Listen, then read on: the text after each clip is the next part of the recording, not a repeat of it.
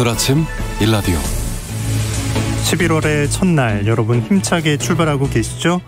매번 그렇지만 새로운 달을 맞는 마음은 특별할 수밖에 없는데요. 오늘은 좀 더 각별합니다. 오늘 오전 5시부터 단계적 일상 회복이 시행됐습니다. 이제는 시간 제한 없이 수도권은 10명까지, 비수도권은 12명까지 모임이 가능해진 건데요. 600여일간의 코로나19 시대를 지내면서 정말 기다렸던 시간입니다. 하지만 지난 주말 서울 홍대 앞 이태원에 모인 많은 인파, 또 술자리가 늘어날 연말 연시를 생각하면 마음이 편하지만은 않습니다. 확진자가 급증하지는 않을까 우려가 앞서게 되는데요. 아직은 코로나 종식이 아닙니다. 그리고 마스크의 중요성은 더욱 커졌다는 점은 기억해 주셔야겠습니다. 11월 1일 월요일 오늘 아침 일라디오 출발합니다. 저는 아나운서 김재홍입니다. 오늘 아침 일라디오 생방송으로 함께합니다. 방송에 참여해 주실 분들은 단문 50원, 장문 100원 드는 유료 문자 샵 9730 이용하실 수 있고요. 유튜브에서 KBS 일라디오 공식 채널 검색해서 들어오시면 채팅창 마련되어 있습니다. 콩 어플리케이션에서 일라디오를 보이는 라디오로 함께하실 수 있습니다. 월요일 이번 한 주 새농퀴가 시작되는 날이죠. 오늘부터 목요일까지 나가는 문제들 잘 들어보시고요. 정답 보내주시면 됩니다. 정답과 선물 받으실 분들은 매주 금요일에 알려드리고 있습니다.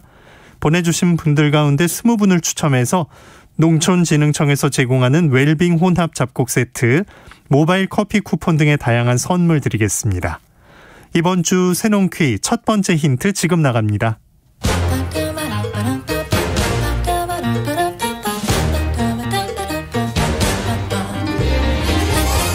우리 땅, 우리 바다에서 자란 맛있고 건강한 우리 농수산물을 알아맞히는 세상의 모든 농수산물 퀴즈 새농퀴. 안녕하세요. 퀴즈 내는 성우 한희정입니다. 만약에 김치가 없었더라면 무슨 맛으로 밥을 먹을까? 한국인의 자랑스러운 먹거리. 김치를 만들 때 이것이 대표 채소죠.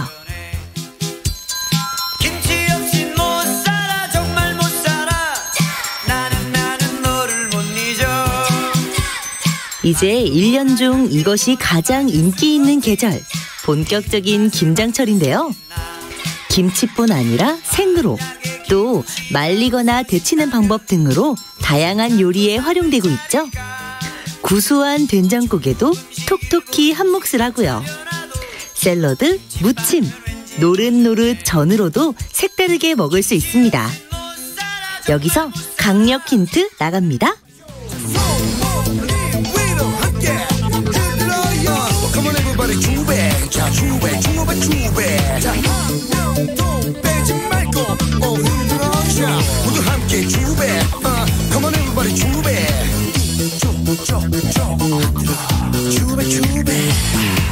개그맨 조세호 씨의 예전 활동명 양 이것 시절 발표한 노래 추베추베인데요. 한국인이 1년 내내 사랑하는 이 채소, 이것은 무엇일까요? 정답하시는 분들은 단문 50원, 장문 100원이 드는 유료 문자 샵 9730으로 보내주세요. 20분께 행운의 선물 드리겠습니다.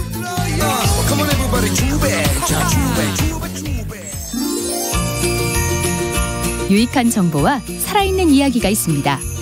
KBS 오늘 아침 일라디오.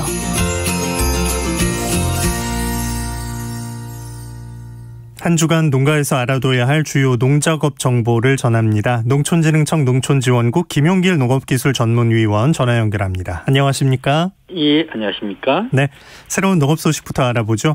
맛과 품질 좋은 국산 고구마 품종이 새로 개발됐다고요?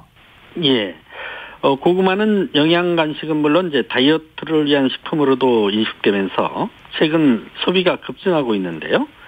이런 가운데 맛과 품질이 우수한 소단미란 품종이 새로 개발돼 주목받고 있습니다. 올해 처음으로 고구마의 고장인 전남 해남의 농가에서 소단미 품종을 시범 재배한 결과 생산량은 24.4톤으로 일본 품종인 베니아루카보다 61%나 많았고요. 껍질 색깔과 모양이 균일해 상품성도 우수하고 맛도 부드럽고 단맛이 강한 특성이 있어 인기를 끌 것으로 보여 앞으로 국산 품종 보급률을 높이는 품종으로 기대가 됩니다. 특히 소단미는 저장하는 동안 썩거나 고구마 내부에 구멍이 생기는 현상이 거의 없어 연중 출하가 가능한 품종으로 평가되고 있습니다. 농촌진흥청은 소단미 종자를 내년부터 농업기술실용화재단과 시군 농업기술센터 등을 통해 보급하고 매년 보급을 확대해 일본 품종을 점차 대체해 나갈 계획입니다. 네. 자, 이제 월동 준비도 슬슬 해야 하지 않을까 싶은데 이번 주 농업기상 전망 어떻겠습니까?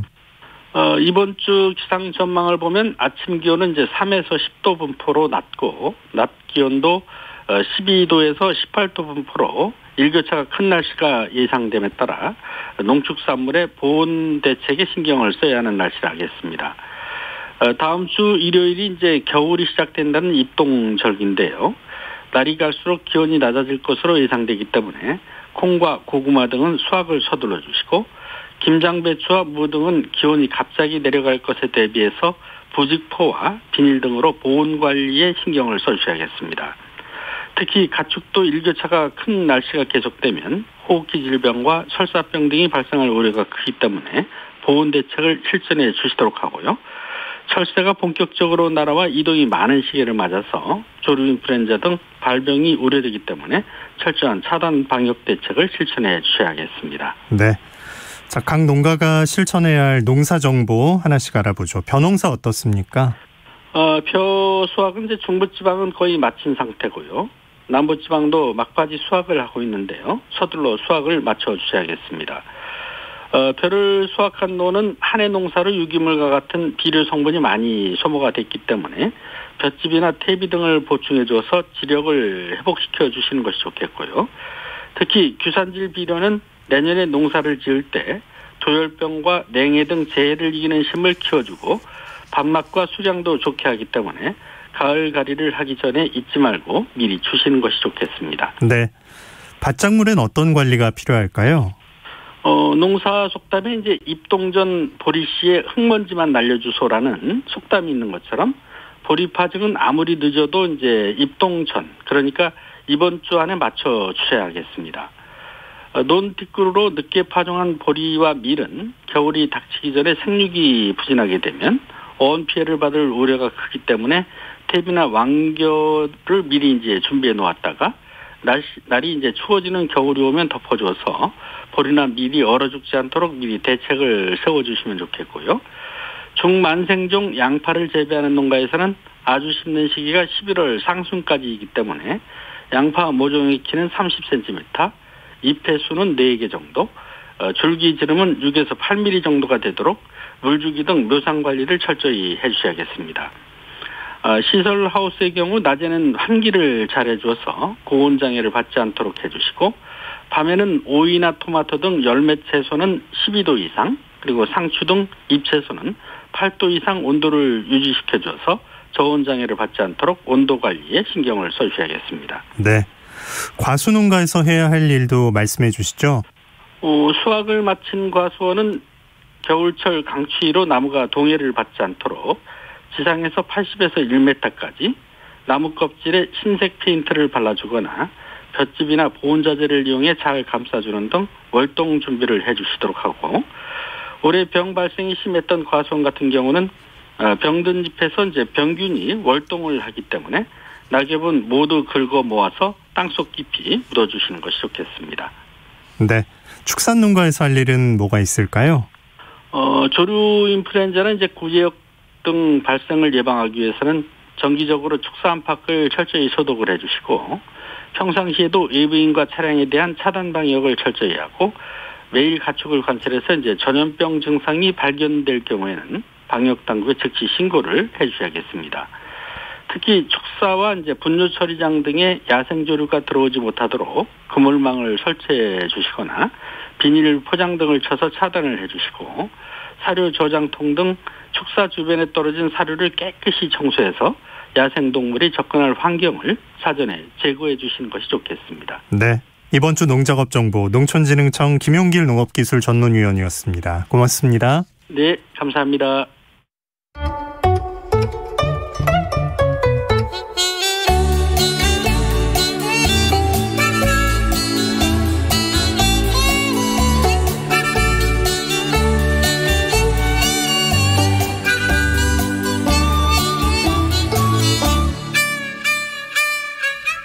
요즘에 키위 좋아하는 분들 많으시죠?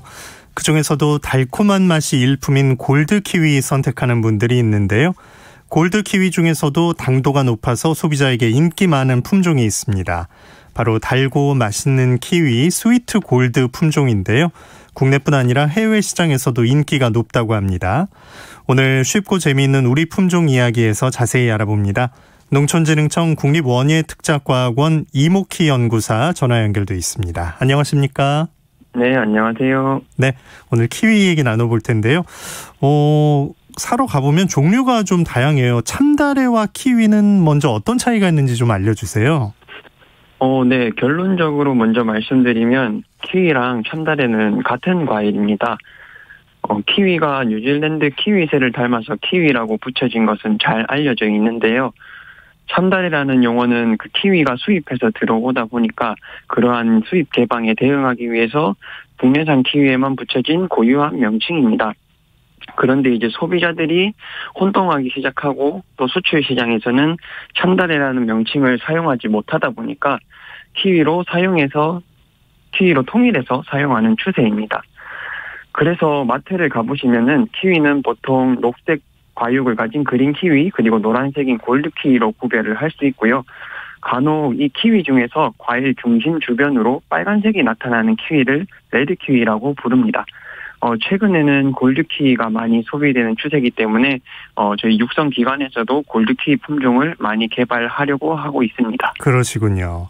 오늘 소개해 주실 스위트 골드는 어떤 과정을 거쳐서 만든 건가요? 네, 일단은 품종을 만들기 위해서는 먼저 교배를 해야 되고요. 스위트 골드는 그래서 2000년도에 교배를 해서 여기서 얻어진 종자를 그 다음 해 파종해서 10년간 키우면서 이제 꽃이 피고 과일 특성을 살펴보면서 2010년에 최종적으로 육성된 품종입니다. 그래서 달콤한 골드 키위라는 의미에서 스위트 골드라고 이름이 지어졌습니다. 네. 이 품종의 주요 특성은 그럼 뭐라고 볼 수 있을까요? 네. 아무래도 이름에서 알 수 있듯이 단맛이 아주 뛰어난 품종입니다. 키위는 보통 후숙해서 섭취하는 게 일반적인데요. 이 스위트 골드는 후숙한 다음에 당도가 18에서 20브릭스 가까이 나오기 때문에 보통 그린 키위보다 한 4에서 5브릭스 정도 더 단맛이 높다고 보시면 되고요. 그래서 단맛을 선호하는 국내 시장에는 아주 적합한 과일입니다. 또 다른 장점으로는 키위에서 간혹 느껴지는 아린 맛이나 떫은 맛이 적다는 것이 장점입니다. 보통 대부분의 골드 키위가 그린 키위보다는 저장력이 약해서 쉽게 물러진다는 의견이 많은데요. 스위트 골드는 후숙이 되어도 빨리 물러지지 않는 좋은 특징이 있습니다. 재배 현장에서는 생산량도 많아서 좋다고 합니다. 장점이 아주 많은데 그럼 스위트 골드 지금 재배 면적은 어느 정도나 됩니까? 네, 스위트 골드는 2021년도 올해를 기준으로 55헥타르, 약 16만 5천 평 정도가 재배되고 있습니다. 이게 국내 전체 키위 면적에서 한 4%가량 차지하는데요. 국산 품종 중에서는 전라남도 농업기술원에서 육성한 해금을 이은 2위 품종이고 농촌진흥청 육성 품종에서는 가장 많이 재배되는 품종입니다. 네, 스위트 골드 주로 어느 지역에서 많이 재배하나요? 네, 키위 주산지가 경상남도, 전라남도 해안가랑 이제 제주도에서 많이 재배되고 있습니다. 그래서 스위트 골드는 이 스위트 골드 품종을 전용 출시한 한라골드 영농조합법인이 소재한 제주도 중심으로 많이 재배되고 있고요. 최근에는 경남 사천시와 고성군, 전남 보성군에도 재배가 증가하고 있습니다. 최근에 점점 평균 기온이 높아지고 겨울이 따뜻해져서 키위 재배 지역이 해안가 중심으로 차츰 올라갈 것으로 예상하는데요. 이 법인에서 전국적인 물량 관리가 가능하다면은 재배 지역은 더 늘어날 것으로 생각됩니다. 네. 오늘 방송 들으신 분들이라면 이제 스위트 골드를 기억하실 것 같은데 시장에는 이게 언제 나오게 됩니까? 네. 키위는 보통 가을철에 수확이 시작되기 때문에 스위트 골드는 이제 수확이 거의 마무리된 시점이고요. 이달 중 11월 중으로 전국 하나로마트를 통해서 만나보실 수 있습니다. 작년보다 1.5배 이상 수확량이 증가했기 때문에 아마 더 많은 소비자들께서 맛보실 수 있을 것 같습니다. 네. 수출 전망은 어떻게 하고 계세요? 네, 수출도 한 3, 4년 전부터 지속적으로 하고 있는데 주로 일본과 동남아 위주로 수출이 되고 있습니다.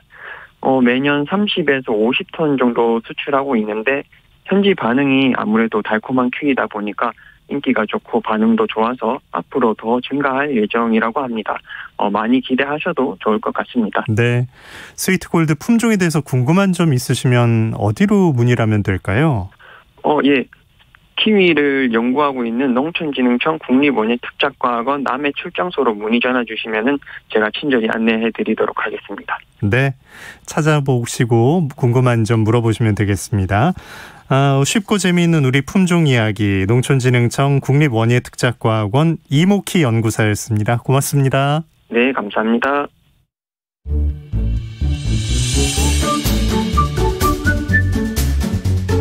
아침을 여는 기분 좋은 습관. KBS 오늘 아침 1라디오.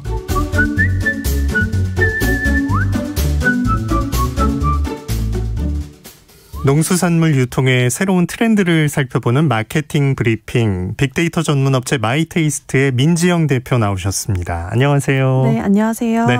자, 마케팅을 한 주 한 주 좀 배워가고 있는데 오늘 크라우드 펀딩에 대해서 얘기 나눠보겠습니다. 이게 참 들어도 자주 네. 이게 잘 뭐였더라 헷갈리는 개념인데 개념 설명을 좀 확실하게 부탁드릴게요. 네, 크라우드 펀딩은 온라인 플랫폼을 통해서 불특정 다수의 사람들에게 제품을 좀 홍보하고 자금을 모으는 방식이라고 정의를 하고 있는데요.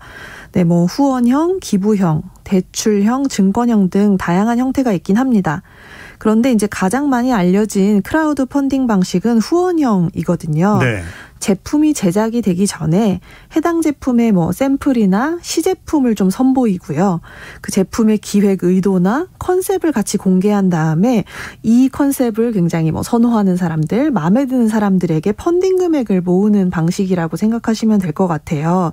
일종의 열성 팬을 만드는 방법이다라고 생각을 해보시면 더 좋을 것 같습니다. 이해가 빠르게 되네요. 예. 네, 그래서 이제 사람들이 후원을 한 후에 몇 개월의 시간을 기다리고 나서 제품이 완성됐을 때, 제품이 다 제작되었을 때 이 해당 제품을 가장 먼저 받아서 써볼 수 있다는 장점도 있습니다. 그래서 크라우드 펀딩의 초기에는 기존에 없던 상품을 새로 만들 때 펀딩을 받아서 이제 양산할 제품의 수량을 맞추고 또 수요를 만드는 것이 일반적이긴 했는데요. 아무래도 최근에는 세상에 없던 제품은 없잖아요. 네. 그래서 이제 펀딩을 통해서 홍보 마케팅을 하는 등 좀 새로운 판매 창구의 하나로 좀 발전한 모습을 볼 수가 있습니다. 네. 아무래도 이제 제품군도 다양해지면서 과일이나 채소 등도 크라우드 펀딩을 통해서 판매가 되고 있더라고요. 그래서 오늘 이 펀딩 방식에 대해서 좀 이야기를 나눠보려고 합니다. 예. 이게 아직 없는 물건에 돈을 낸다 이런 느낌 때문에 기성세대들에겐 좀 잘 와닿지 않을 수도 있겠다 싶은데 크라우드 펀딩을 이렇게 하는 이유는 뭡니까?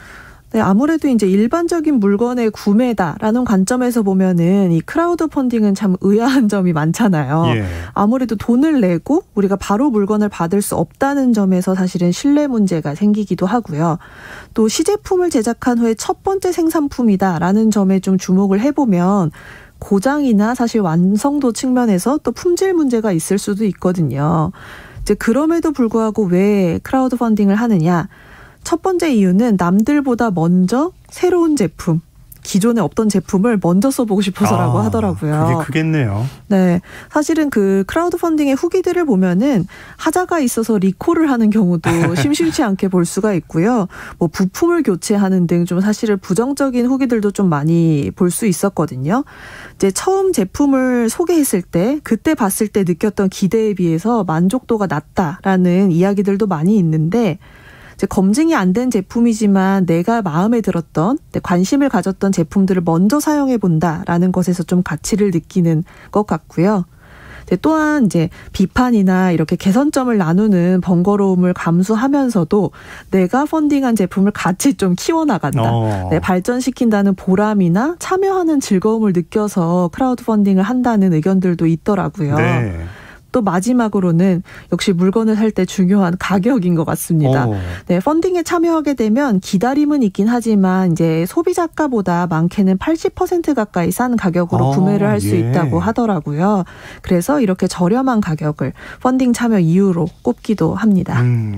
뭐 들어보니까 여러 가지 장점이 있네요. 예, 단순한 구매가 아니라 진짜 나도 참여하고 좀 적극적인 마음이 들어가 있는 것 같은데, 이게 요즘 세대의 소비 특성이 변화한 것과도 좀 연결지어 볼 수 있겠네요. 네, 뭐 MZ세대는 자본주의 키즈다라는 이제 키워드가 생길 정도로 이들의 투자 방식이 좀 업계에서 주목을 받고 있는데요. 이제 어릴 때부터 뭐 경제 지식을 습득하기도 하고 누구보다 좀 자본주의의 흐름을 잘 알고 있는 세대다라고 정의가 되고 있습니다. 근데 이들이 좀 소비를 통해서 단순히 뭔가 구매하고 물건을 얻는다라기보다는 행복과 같은 가치를 추구한다라고 하면서 좀 열린 마음으로 다양한 투자를 하고 있더라고요. 뭐 주식과 같은 뭐 증권 투자뿐만 아니라 현물 투자에도 관심을 보이는데요. 이제 마음에 드는 명화, 그림이나 건물의 일부를 조각내서 투자를 하기도 하고요. 뭐 좋아하는 음악에 투자를 해서 저작권료를 배당금처럼 받거나 심지어는 송아지에 투자해서 한우 농가와 판매 수익을 나누기도 한다고 하더라고요. 이렇게 좀 투자를 하나의 그런 소비로 여기는 이들한테 크라우드 펀딩이 좀 잘 맞는 방식이 아닐까라는 생각이 들었는데, 이제 내 마음에 맞는 제품이 세상에 나오도록 또 투자해주고 그 제품이 잘 발전할 수 있도록 돕는 것, 이게 MZ 세대들이 크라우드 펀딩에 열광하는 이유가 아닐까 생각을 해봤습니다. 참 생각이 유연한 것 같아요. 네네. 여럿이 나눠서 할 수 있다는 점에 주목을 하고 있고, 농산물에 이제 이게 어떻게 적용이 될까 궁금해지는데 사례가 있습니까? 네, 바로 20대의 젊은 농부가 직접 수확하고 판매하는 힙한 토마토가 있다고 하더라고요. 사실은 이제 뭐 토마토라고 하면은 젊다, 뭐 힙하다라는 이미지는 없잖아요. 네, 저도 뭐 방울토마토를 고를 때 뭐 가격, 아니면 뭐 빛깔이 예쁜 거 정도를 보고 고르거든요. 그렇죠. 네. 근데 이 젊은 농부는 본인이 키우는 그 토마토를 캐릭터화해서 엽서, 뭐 스티커, 뭐 스마트톡과 같은 구성품을 만들어서 토마토와 같이 발송을 해준다고 하더라고요. 네네. 그래서 토마토를 살 때 가격을 보는 게 아니라 캐릭터가 귀엽고 예뻐서 산다라는 그 젊은 세대들의 그 스티커 들어있던 빵이 기억나는.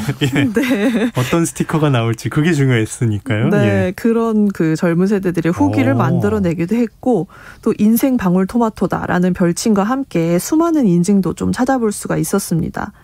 또한 이 그 농부가 토마토와 농업을 주제로 또 전시회를 열면서 SNS에서 굉장히 많은 관심을 받기도 했는데요.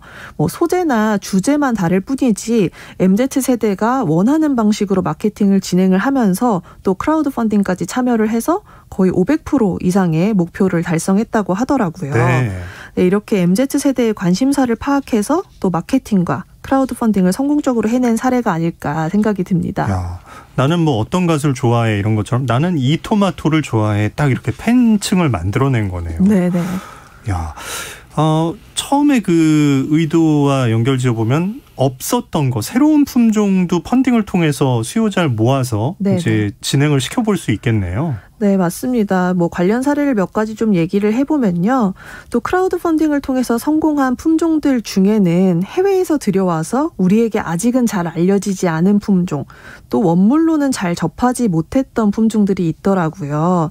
사실 최근 이 펀딩 제품의 트렌드 중에 하나가 해외에서만 판매되던 제품들을 국내로 처음 들여올 때 이렇게 홍보 수단으로 많이 활용하고 있는 실정이거든요. 네네. 이제 뭐 소비자 입장에서는 직구보다 빠르고 저렴하게 구매할 수 있어서 수요가 꽤 있다고 하는데 과일도 마찬가지더라고요. 특히 이제 국내 기후가 좀 변화하면서 열대 과일의 재배가 많이 늘어나고 있잖아요. 네. 이러한 뭐 용과나 뭐 파파야, 멜론 뭐 이런 낯선 과일들을 소개를 하면서 크라우드 펀딩을 하기도 하는데요. 이제 첫 번째 성공적인 수확을 기원하면서 크라우드 펀딩을 받고 내 첫 수확 제품을 배송받는 경우 뭐 300% 이상의 달성률을 보이기도 하고요. 또한 뭐 잼이나 과일청으로만 접했던 살구의 경우는 우리가 살구를 수확해서 맛보는 즐거움을 함께 느끼자. 네, 살구라는 과일이 얼마나 맛있는지 얼마나 좋은 건지 공유하고 싶다. 이렇게 젊은 농부가 이야기와 함께 펀딩을 풀어내서 굉장히 인기를 끌었다고 하더라고요. 네. 이렇게 좀 잘 알려지지 않은 품종들을 도전해보는 하나의 장이 크라우드 펀딩이 되지 않았나 이렇게 생각이 들었습니다. 잘하는 모습 막 보여주고 네. 수확하는 것도 보여주고 관심을 계속 갖고 있는 내가 돈을 냈으니까 네네. 그런 식으로 참여가 되는 거네요. 야, 크라우드 펀딩 오늘 나는 어떻게 좀 써볼 수 있을까 이걸 적용해 볼 수 있을까 생각하는 분들 많으실 것 같은데 좀 성공을 해보고 싶다 나도. 네. 크라우드 펀딩을 통해서 성공을 하려면 어떤 준비들이 필요할까요? 네, 방금 말씀드렸던 것처럼 이야기. 저는 스토리가 가장 중요하다는 생각을 했어요. 네. 처음에도 말씀드렸듯이 세상에 없던 새로운 제품은 이제 없다라고 생각을 할 정도로 많은 제품들이 있고 특히 농산물의 경우에는 품질에 큰 차이가 없고 또 판매처도 큰 차이가 없이 다양하게 경로가 있는 상황이잖아요. 근데 이 크라우드 펀딩은 또 특히 온라인 판매처와 마찬가지로 제품을 직접 보지 않고 심지어는 제품이 생산되기도 전에 사진과 글 또 그 판매자인 농부를 보고 물건을 구매하는 방식이잖아요. 그래서 아무래도 제품의 제작 과정, 이 농부의 애정 또 가치관들이 판매 이야기에 잘 녹여져 있다면 이것을 보고 공감해서 펀딩에 참여하는 소비자가 늘어날 것이다라는 생각을 좀 해봤어요. 예. 사실은 제가 오늘 계속 소비자 구매자라고 말을 했지만 펀딩에 참여하는 사람들을 서포터즈라고 부르고 있거든요. 축구처럼. 네. 그래서 그 이유도 사실 여기에 있다고 생각합니다. 네, 이게 스토리가 얼마나 강하고 나에게 공감이 되느냐 이게 되게 중요한 부분이다라고 생각이 들고요. 또 말씀하신 것처럼 그 농산물의 경우는 자라나는 모습을 공유하면서 같이 키우는 느낌을 얻는다라는 것도 굉장히 큰 장점이 된다고 하니까 이렇게 감성에 또 돈을 쓰는 젊은 세대들에게 진솔한 얘기만큼 또 어필이 되는 요소는 없지 않을까라는 생각을 해봤습니다. 많이 꾸며내려는 것보다는 진짜 성실하게 보여드리면 될 것 같아요. 네. 자, 지난 시간 떠올려 보면 이제 젊은 세대들은 보여지는 포장 이런 것도 되게 중요하다 말씀하셨는데 네네. 이런 점도 좀 생각은 해놔야겠네요. 네, 맞습니다. 그 크라우드 펀딩 방식의 성공을 이끌었던 대표적인 제품군은 사실 IT 기기 쪽이었는데요. 여기는 사실은 포장보다는 맞아요. 새로운 기능, 신기한 기능들이 사실은 더 중요했습니다. 그 어얼리 어댑터라고 불리는 사람들이 새로운 걸 먼저 써보고 싶어 했었잖아요. 그런데 이제 IT 기기 이외의 제품들, 특히 농수산물의 경우에는 품질이 좋다는 가정하에 특별함을 보일 수 있는 게 패키징과 특별한 품종, 특별한 사이즈와 같은 외관 등이더라고요. 예. 그래서 이제 최근 펀딩에서 인기가 있는 품종들을 보면 프리미엄 과일뿐만 아니라 점보 사이즈의 딸기라든지 또 점보 사이즈 키위라든지 이런 것들이 펀딩 그 플랫폼에서 인기가 있더라고요. 네. 네, 아무래도 저도 이제 손바닥만한 딸기를 본다거나 신기하니까, 했을 때 하나를 먹어도 네, 한 번 더 또 페이지에 들어가 보게 되고 하는 것이 있어서 사실은 기존에 판매되고 있는 일반적인 제품, 일반적인 품종의 판로를 갑자기 바꾼다기보다는 이렇게 새로운 품종이나 아이템을 개발하실 때 크라우드 펀딩을 통해서 서포터즈를 모아보고 또 홍보도 해보고 새로운 시도를 하는 창구로 먼저 활용해 보시는 게 어떨까라는 생각을 해봤습니다. 네, 오늘 얘기 듣고 또 많은 아이디어 떠올리셨을 것 같습니다. 마케팅 브리핑 마이테이스트 민지영 대표와 함께했습니다. 고맙습니다. 네, 감사합니다. 자, 오늘 날씨 알아봅니다. 어제 요란한 빗소리 들으셨을 텐데요. 다행히 오늘 출근길에 우산은 준비하지 않으셔도 되겠습니다. 하지만 쾌청한 가을 하늘을 기대하기는 어렵겠는데요. 서울을 비롯한 중부지방은 종일 흐린 날씨가 이어지겠습니다. 아침 기온은 예년보다 1도에서 5도가량 높은데 낮 동안 중부지방은 서늘하겠고요. 남부지방은 비교적 온화하겠습니다. 서울의 낮 기온 16도, 대전은 19도, 부산은 23도까지 오르겠습니다.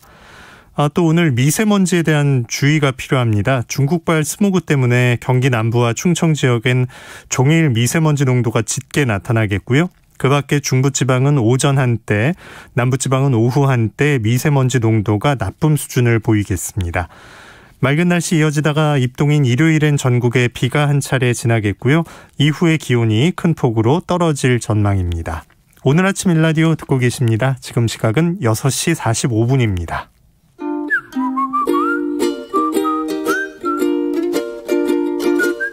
오늘 아침 일라디오 김재용 아나운서의 진행으로 듣고 계십니다.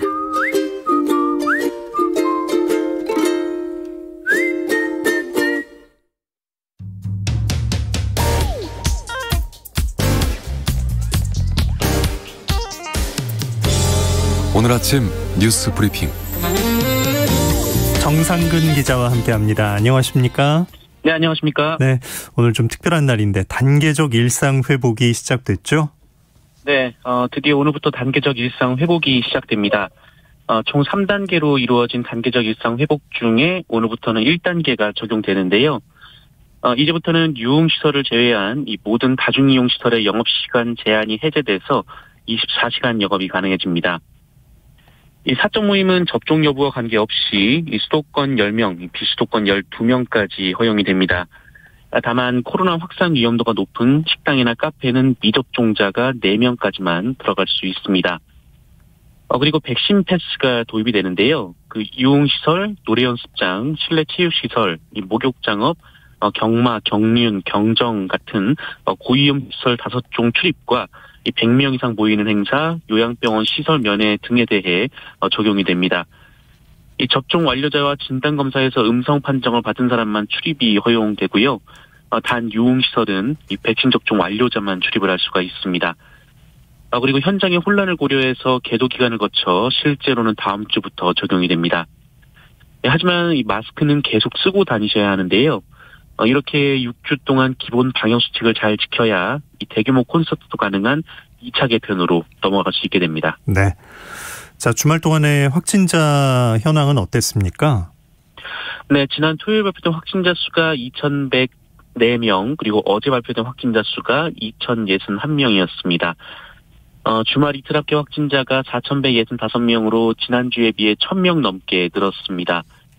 오늘은 주말 검사 건수 감소 영향을 받는 날이지만 1,400명대에서 1,500명대 확진자가 예상이 됩니다. 특히 신규 확진자가 나흘째 2,000명대를 넘기고 있는데요. 이 정부는 단계적 일상 회복 시점과 맞물려 유행 규모가 커질까 우려하고 있습니다.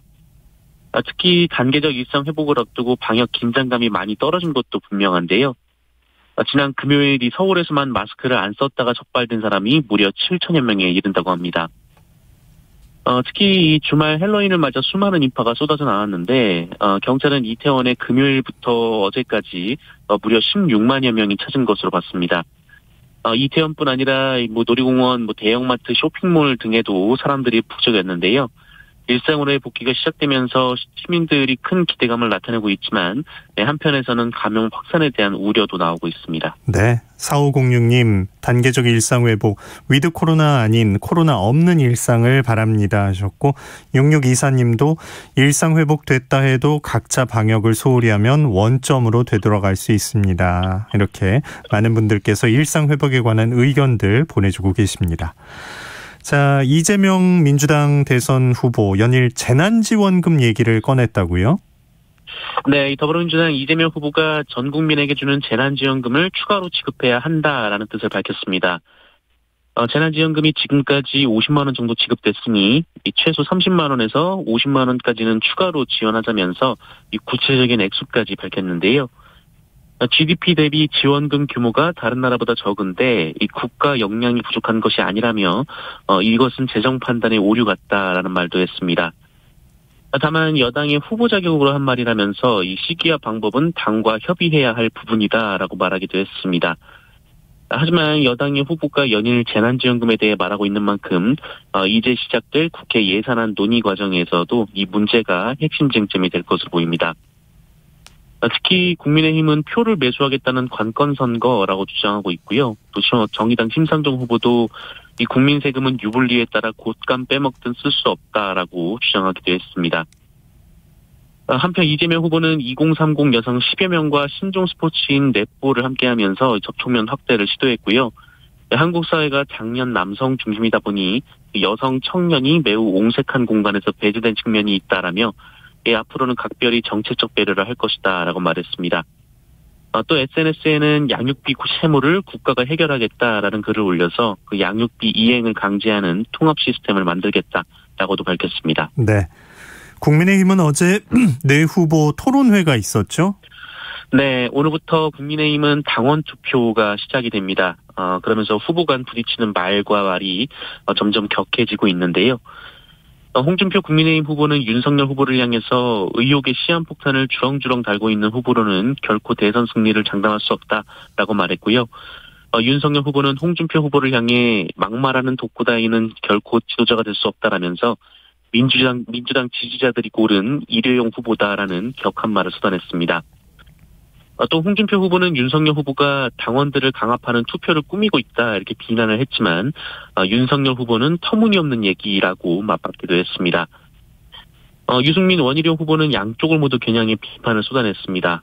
유승민 후보는 두 후보를 겨냥해서 부인과 장모의 온갖 비리 의혹, 그리고 막말 망언에다 기본적인 상식도 없고 정책도 토론도 준비 안 된 후보로는 도저히 이재명 후보를 이길 수 없다라고 말했고요. 원희룡 후보는 국민들은 불안한 후보가 아니라 확실하게 이길 수 있는 후보를 찾고 있다라고 말했습니다.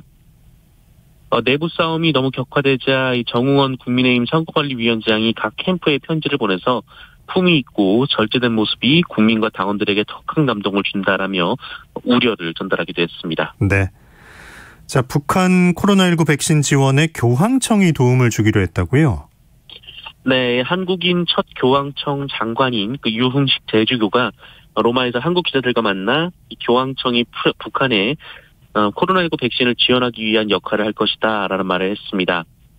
유흥식 대주교는 프란치스코 교황이 바이든 미국 대통령에게도 이런 의지를 전달했을 것이라며 교황청이 북한 문제와 관련해 일종의 교통순경 역할을 자임한 것으로 본다라고 말했습니다. 단 이 교황의 방북과 백신 지원은 모두 북한의 태도에 달려있다면서 위기를 넘기고 북한이 결심하면 돌파구가 열릴 것이다 이렇게 덧붙이기도 했는데요. 한편 지난 금요일 문재인 대통령이 프란치스코 교황과 만났습니다. 이 자리에서 문재인 대통령은 프란치스코 교황에게 이 방북을 공식 제안했고 이 프란치스코 교황은 초청장을 보내주면 여러분들을 도와주기 위해 또 평화를 위해 기꺼이 가겠다라고 화답했습니다. 네. 유럽에서 문재인 대통령은 미국 바이든 대통령도 만났죠? 네, 문재인 대통령은 로마에서 열리는 주요 20개국 정상회의에 참석 중인데요. 현지 시간으로 30일 G20 공식 환영식에 앞서서 미국 바이든 대통령과 만나서 대화를 나눴습니다. 청와대는 바이든 대통령이 문재인 대통령을 반가워하면서 문재인 대통령께서 오셨으니 G20도 다 잘 될 것이다 라는 말을 했다고 하고요. 또 문재인 대통령이 프란치스코 교황과 만난 이야기를 하자 이 바이든 대통령이 반가운 소식이라면서 한반도 문제 해결에 진전을 이루고 계신다라는 말을 했다고 합니다. 한편 문재인 대통령은 어제 G20 기후변화 세션에 참석해서 한국은 탄소 중립에 발을 맞출 것이다 라면서 2050년까지 석탄 발전을 전면 폐기할 것이다 라고 밝히기도 했습니다. 세계 각국도 이 산업화 이전에 대비해 이 지구 평균 온도 상승을 1.5도 이내로 억제하자는데 인식을 같이 하고 있습니다만 이 석탄을 주요 에너지원으로 하는 다른 나라들이 석탄 발전 억제에 소극적이라 구체적 합의안 도출은 어려운 상황으로 알려지고 있습니다. 네. 서울의 한 구가 돌봄 노동을 경력으로 인정하는 조례를 통과시켰다고요? 네, 이 육아를 하거나 부모님을 돌보기 위해 어쩔 수 없이 일을 그만두는 분들이 계시고 이 코로나 시대에 그런 분들이 더 많았는데요. 이런 분들은 경력 단절로 이어져서 다시 취업할 때 어려움이 많습니다. 그런데 서울 성동구가 이 돌봄 노동을 경력으로 인정해주는 조례를 통과시켰습니다. 이 13세 미만 어린이나 65세 이상 고령층, 환자 등을 대상으로 돌봄 노동을 한 경우 성별 구분 없이 경력으로 인정해주는 내용인데요. 우리나라에서는 처음 있는 일입니다. 이 구청 확인을 거쳐서 교육 훈련을 마치면 경력 인정서를 발급해주는데 이 채용 때 경력으로 인정하는 것은 물론 입사 후 임금 승진의 결정에도 고려하도록 했습니다. 성동구 산하 공공기관은 바로 적용을 하고요. 그리고 지역 내 스타트업과 사회적 기업 100여 곳과 협약을 맺어서 이 돌봄 노동이 경력으로 인정받는 발판을 마련할 예정이라고 합니다. 네, 뉴스브리핑 정상근 기자였습니다. 고맙습니다. 네, 고맙습니다. 0404님, 67세 김기강입니다. 11월 첫날, 11월도 활기찬 달이 됐으면 합니다. 라고 문자 주셨네요.